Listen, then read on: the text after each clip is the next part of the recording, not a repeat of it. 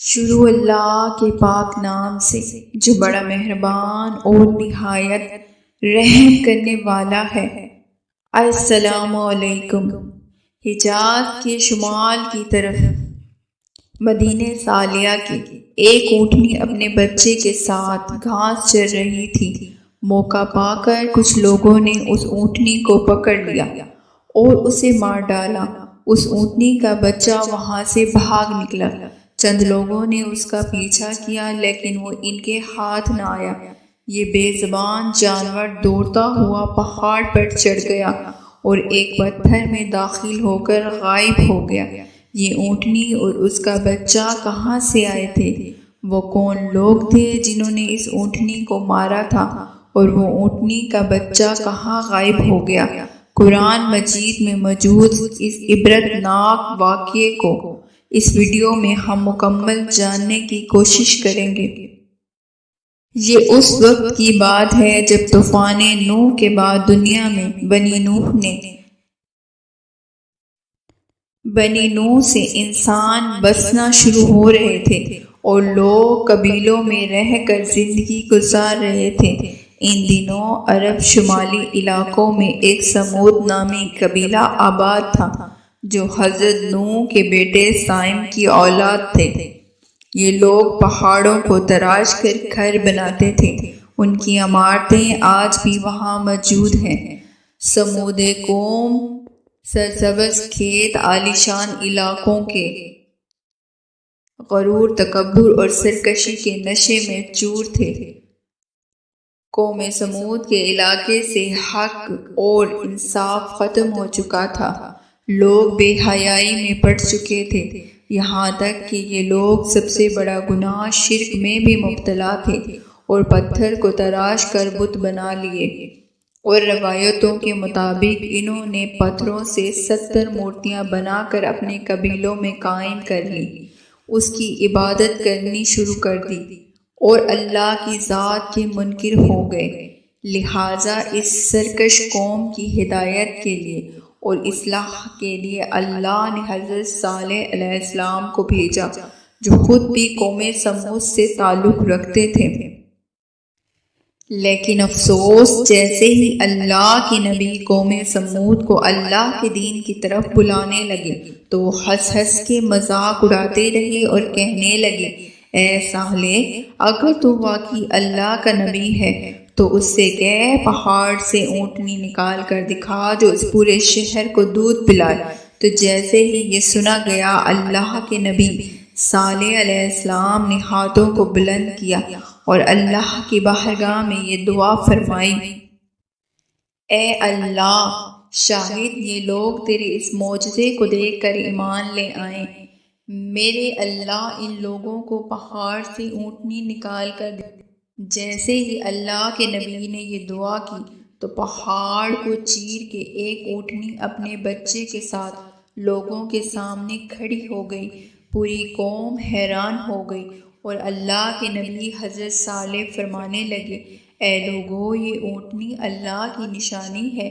جو اللہ پہاڑ کو چیر کے اونٹنی کو پیدا کر سکتا ہے، وہی اس کائنات کا حقیقی خالق ہے۔ اے لوگو، پتھر کو نہ پوجو، آگ کو نہ پوجو، اس اللہ کی عبادت کرو جس نے تمہیں پیدا کیا۔ اللہ کے کرم سے وہ اونٹنی پورے شہر کو دودھ پلاتی تھی۔ اللہ کے نبی صالح علیہ السلام نے فرمایا، اے لوگو، جو ساتھ میں چشمہ ہے، اس کا پانی ایک دن تم پیو اور دوسرے دن یہ اونٹنی پیے گی جو تمہیں دودھ دیتی ہے۔ سب نے تسلیم کیا اور لوگ ایک دن چشمے کا پانی پیتے تھے اور دوسرے دن اونٹنی کا دودھ۔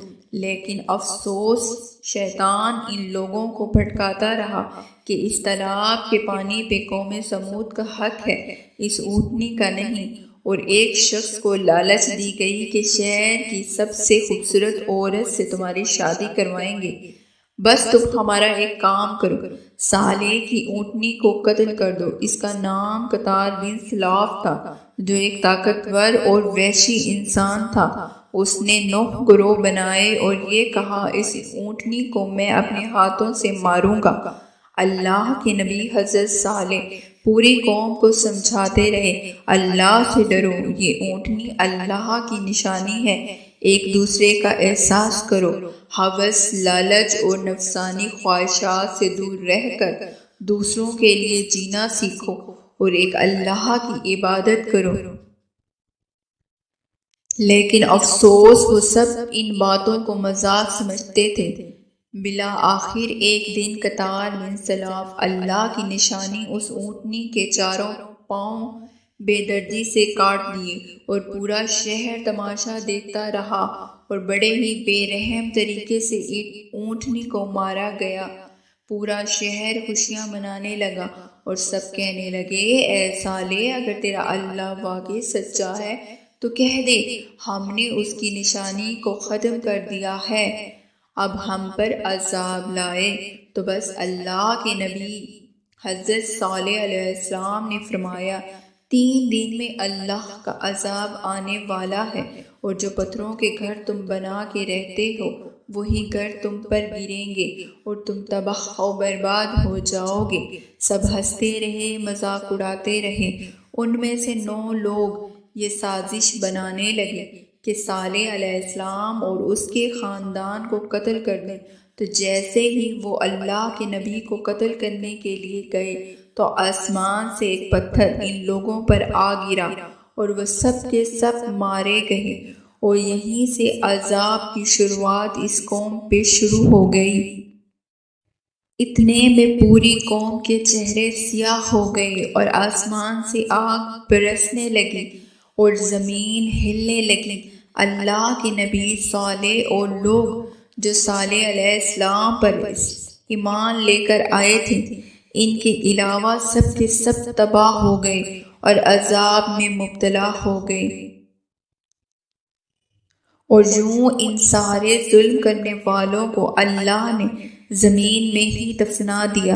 اللہ کے نبی حضرت صالح اپنی قوم کے لوگوں کی لاشوں کو دیکھ کر آنکھوں کو نم کر کے فرمانے لگے کاش تم لوگ ایک دوسرے کا احساس کرتے تو آج اس طرح رسوا نہ ہوتے۔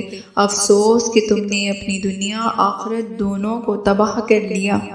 میں تمہارے لیے حق کا پیغام لایا تھا، لیکن افسوس تم لوگ حق کے پیغام لانے والے کو پسند نہیں۔ آغاز اس قوم کے آثار آج بھی موجود ہیں۔ مدینہ پاک کے شمال مغرب میں ان کے گھر موجود ہیں۔ آج تک وہ علاقہ مدینہ صالح کے نام سے یاد۔ پھر آپ ایمان لانے والوں کے ساتھ فلسطین کے علاقہ رملہ میں آ کے رہنے لگے اور باقی کی زندگی وہیں گزاری، اور وہیں سے آپ دارالفنا سے دارالبقا کی طرف کوچ کر گئے۔ سلام ہو اللہ کا پیغام عام کرنے والے اللہ کے نبی حضرت صالح علیہ السلام پر۔